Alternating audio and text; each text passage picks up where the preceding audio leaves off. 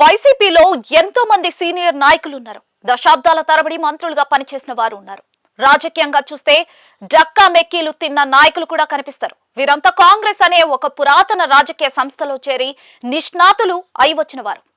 దురదృష్టవశాత్తు ఉమ్మడి ఏపీ విభజన తర్వాత ఏపీలో కాంగ్రెస్ మటుమాయం కావడంతో వారంతా మరో దారి లేక వైసీపీలో చేరారు. అయితే ఆ సమయంలో వైఎస్ఆర్ ప్రమాదవశాత్తు మరణించడంతో ఏర్పడిన సానుభూతి, జగన్ యంగ్ అండ్ డైనమిక్ గా జనంలో కొత్త నాయకత్వంతో కనిపించడం, ఇవన్నీ కూడా అనుకూల పవనాలుగా మారి 2014లో వైసీపీని బలమైన పార్టీగా నిలబెట్టాయి. అయితే అధికారం దగ్గర దాకా వచ్చి మరీ వైసీపీ ఓటమి పాలైంది. ఇక్కడే అందరికీ ఒక సందేహం వస్తుంది.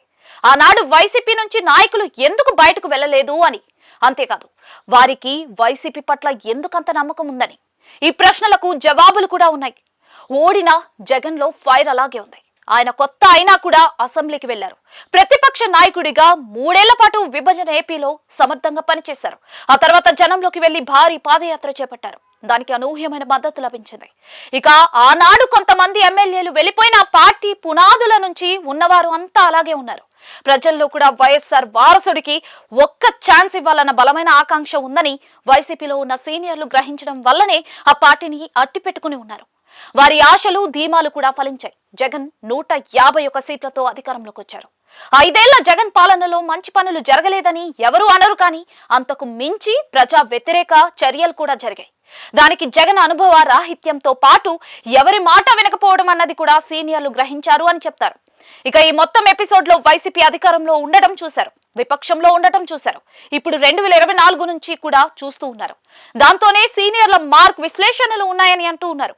ఏపీ రాజకీయం కూడా గతానికి భిన్నంగా ఉంది. జనసేన మెల్లగా బలమైన పార్టీగా మారుతోంది. పుబ్బాలో పుట్టి మఖాలో మాడే పార్టీ కాదు అని అర్థమవుతోంది. పైగా ఏపీలో అత్యంత జనాభా శాతం కలిగిన బలమైన సామాజిక వర్గం ఈ రోజుకి జనసేనతోనే ఉందని కూడా గ్రహిస్తూ ఉన్నారు. చంద్రబాబును జగన్ ని చూసేసిన జనాలు ఛాన్స్ ఇస్తే పవన్ కి ఇస్తారు అని కూడా విశ్లేషణలున్నాయి. అలాగే బలమైన సామాజిక వర్గంలో తమ నుంచి సీఎం గా ఒకరు కావాలని ఉంది. ఇవన్నీ కూడా వైసీపీని మరోసారి అధికారంలోకి రానికుండా చేసే సెంటిమెంట్ అస్త్రాలుగానే వైసీపీలో సీనియర్లు చాలా మంది చూస్తున్నారని అంటూ ఉన్నారు. అంతేకాదు టీడీపీలో కూడా యువ నేతగా బలమైన సారథిగా లోకేష్ అవతరించారు. లోకేష్ ప్రత్యర్థులు అనుకున్నట్లుగా పప్పు కాదని నిప్పు అని నిరూపించుకున్నారు. టీడీపీకి లోకేష్ రూపంలో బలమైన అండ ఉంది. దాంతో టీడీపీని మరో 40 ఏళ్ల పాటు నడిపే దృఢమైన నాయకత్వం లభించింది అని అంటూ ఉన్నారు. లోకేష్ ని కూడా సీఎం గా చూడాలని జనంలోనూ ఉంది, టీడీపీలోనూ ఉంది, మరో బలమైన సామాజిక వర్గంలోనూ ఉంది. ఇలా చూస్తే ఏపీలో ఇప్పుడు ఫ్రెష్ లీడర్లు ఎవరు అంటే పవన్, లోకేష్ కనిపిస్తున్నారని అంటూ ఉన్నారు.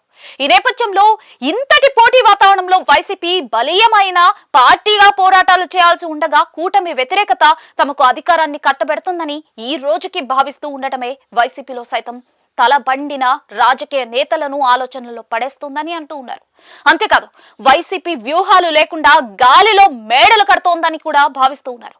అసెంబ్లీకి వైసీపీ వెళ్ళకపోవటం ఒక భారీ తప్పిదంగా వైసీపీలో కూడా అనుకుంటున్నారని చెప్తూ ఉన్నారు. అలాగే 2 ఏళ్లకు పైగా కాలం గడిచినా కూడా అధినాయకుడు జనంతో కానీ క్యాడర్ తో కానీ నేరుగా కనెక్ట్ కాకపోవడం కూడా అంతా చర్చించుకునే పరిస్థితి ఉంది. వైసీపీకి దూరమైన వర్గాలను దగ్గరకు తీసే ప్రయత్నం చేసుకోకపోవడం, పార్టీని వీడిన వారిని కలుపుకుని పోయే చర్యలు చేపట్టకపోవడం కూడా సీనియర్లు గమనిస్తున్నారని అంటూ ఉన్నారు. మొత్తం మీద వచ్చేది మనమే అని జగన్ ఎంత నిబ్బరంగా చెబుతున్నా కూడా సీనియర్లు అయితే అంతలా నమ్మడం లేదని అంటూ ఉన్నారు. అందుకే బిగ్ షాట్స్ సైతం తమ దారి తాము చూసుకునేందుకు ఆలోచిస్తున్నారా అన్నదే ఇప్పుడు హాట్ టాపిక్ గా ఉంది.